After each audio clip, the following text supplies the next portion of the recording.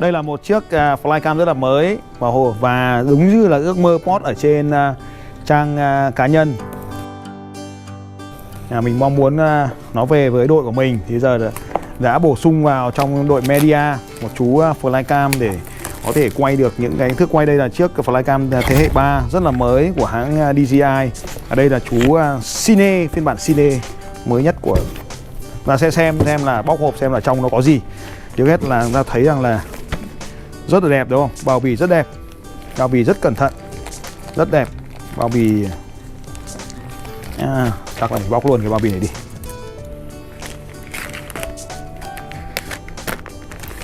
Đấy. Túi này thì so với túi của Mavic 2 cũng như là của DJI 2S thì nó to phải đến gấp đôi anh chị em ạ, rất to, cũng rất khá nặng. Để xem trong combo có gì. Phiên bản này rất là nặng nhá, so với flycam ở các cái thế hệ trước thì cái túi này khá nặng, đeo trên người thì cũng chắc là cũng nặng đấy. Chúng ta có đây là máy, và khác với phiên bản trước là thêm cái vỏ này. Cái vỏ này các phiên bản trước thì không có. Các phiên bản trước thì chỉ có cái đầu gimbal thôi. Phiên bản này thì có cả thân máy, cả cánh quạt luôn. Và trong cái phiên bản DJI này thì chúng ta có thể thấy rằng là đắt tiền có lẽ là ở cái phần vẫn là ống kính của Hasselblad với ống kính là 4/3, bộ cảm biến là 4/3. Cái sự khác biệt ở đây so với cái phiên bản trước là cùng rất là nhiều dự đoán là sẽ thay camera, nhưng ở trong cái phiên bản này thì đã có 2 ống kính chứ không cần phải thay camera, là cùng một đồng thời thì sẽ quay chụp bằng 2 ống kính. Tôi cũng chưa biết là nó sẽ cùng một lúc được 2 ống kính hay không, hay là chỉ là một ống kính vào thời điểm này và một ống kính vào thời điểm kia, nhưng mà chắc chắn là sẽ hay như là phiên bản zoom của Mavic 2 vậy. Và có gì ở đây? Chắc là sách hướng dẫn sử dụng. Cái gì đây?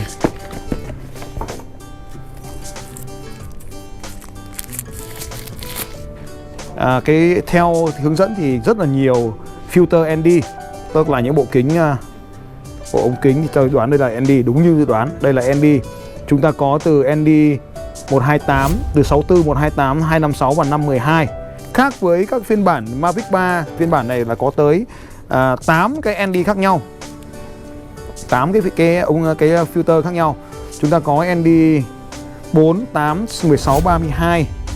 Và ở đây chúng ta có là 64, 2128, 256 và 512. Đây là bộ ND của hãng luôn. Thì cái phiên bản chúng ta có 3 phiên bản nhé. Cái phiên bản cơ bản nhất thì không có ND. Phiên bản cơ bản thứ nhất, thứ hai thì có một bộ ND.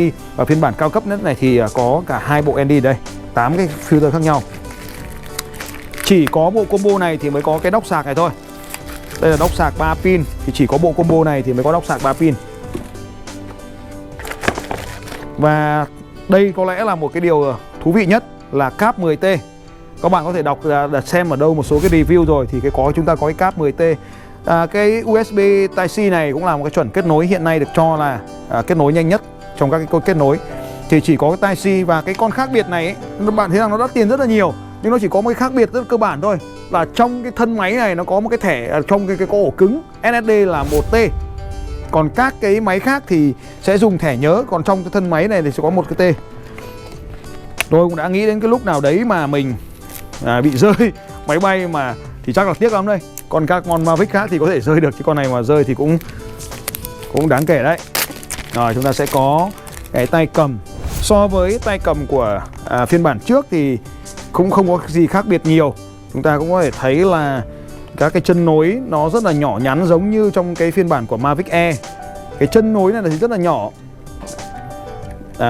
Nhưng mà tay cầm này thì độ chắc cũng giống như là trong cái bản tay cầm của phiên bản cũ. Hai phiên bản này về cơ bản thì giống nhau, không có gì khác biệt nhiều, đúng không ạ? Về cơ bản thì chúng cũng giống nhau thôi, không có gì khác biệt. Đây, chúng ta gẩy cái tay cầm lên thì cơ bản là không có gì sáng tạo nhiều ở đây. Không có vấn đề gì nhiều. Mặt trước và mặt sau vẫn từng ý nút thôi. Nhưng mà cái nút C, 2 nút C phụ này thì thêm được thành 2 nút nữa. Và cơ bản thì chúng vẫn giống nhau. Tí nữa thì tôi sẽ test bật, nhưng bây giờ chưa có pin, sẽ bật lên sau.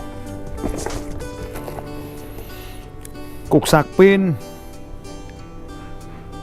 tôi đang thắc mắc là sao cục sạc pin nó lại nhỏ như này.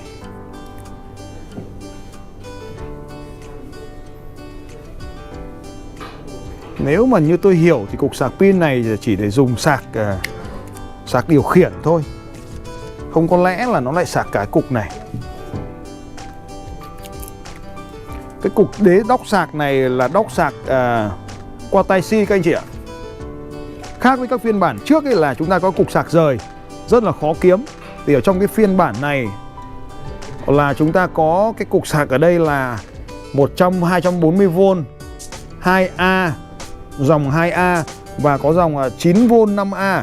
Cục này 45W cũng được thôi, vì chúng ta có thể thấy rằng các cục sạc điện thoại tiêu chuẩn bây giờ thì nó cũng đã đạt được 120W như là của hãng 120W như là của hãng Xiaomi thì đã đạt được 120W rồi. Thì cục này 45W chắc là thế, là cắm vào đây là sạc luôn. Cũng rất là tuyệt vời, đơn giản hơn rất là nhiều, bạn không cần phải mang theo cục sạc. Chúng ta sẽ có 1 bộ cánh, 2 bộ cánh, 3 bộ cánh, 4, 5, 6, 7, 8. Như vậy là có thêm bên cạnh là 1, 2, 3, 4 cánh, chúng ta có thêm 2 bộ cánh sơ cua nữa. 2 bộ cánh sơ cua của cái hộp này. Và chúng ta có thêm cáp USB Type-C. Chúng ta có sạc Type-C. USB Type-C này chắc là cắm vào đây để sạc cái điều khiển kia. Và cái này sẽ cắm vào đây để sạc cái này. Như vậy thì chúng ta đã có được là trong cái bộ này có những cái gì để các bạn xem. Thứ nhất là cánh máy bay. Thứ hai là chúng ta có 3 cục pin. 3 cục pin. 3 cục pin. Cũng hết pin rồi, chắc chúng ta phải cắm lên để sạc. Cục pin thứ nhất, cục pin thứ hai, và chúng ta có cục pin thứ ba rất là dễ lấy ra. Cục pin thứ ba, chúng ta có cục sạc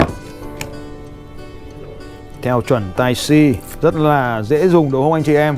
Và mình có thể dùng các cái cục sạc Type-C khác, miễn là nó đủ công suất 9545 hoặc 45W. 9V 5A nhá các bạn nhé, 9V 5A. Thế ngoài ra thì chúng ta có cái này, tôi thấy là hôm qua nó cắm vào thân máy, chắc là cắm vào đây. Đây, thẻ nhớ cắm vào đây nhá, cắm thêm thẻ nhớ vào đây, mua thêm một cái thẻ 256 vào đây nữa, nó sẽ cắm vào đây. Đấy, tôi thấy là hình như hãng bán là còn tặng thêm thẻ nhớ, không biết ông nào có bớt thẻ nhớ của tôi không. Rồi, cắm thêm cái cáp này vào. Là nó sẽ là cáp này, cáp 10GB nhá. Cáp này cắm cổng 10GB nó sẽ load file rất là nhanh.